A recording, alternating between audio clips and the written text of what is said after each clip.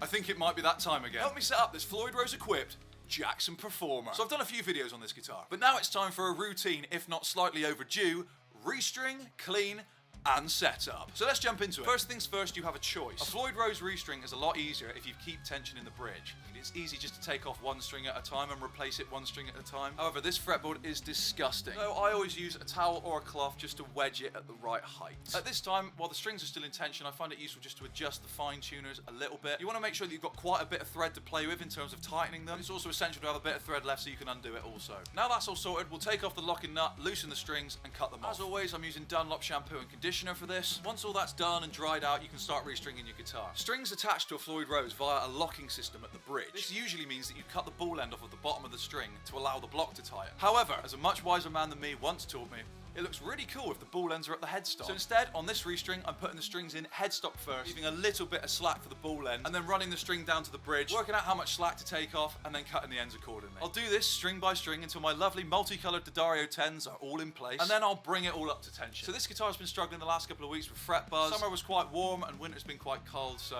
the truss rod has moved a little bit, and the action could probably come up a little bit as well. So I loosen the strings off again and adjust these two accordingly. Then bring your guitar back up to your desired tuning. It's worth mentioning at this point that if you have chosen a different string gauge or tuning, you might have to adjust the springs on the back to keep the bridge floating where you want it. So once you've had a bit of a play on your new strings and they're not jumping out every time you bend a string, put back on your locking nuts, further adjust with your fine tuners, and shred away. So that's how I routinely restring and set up a guitar like this. Let me know both what you thought of this process and what you want to see next down in the comments. As for now, keep shredding, and as always, cheers.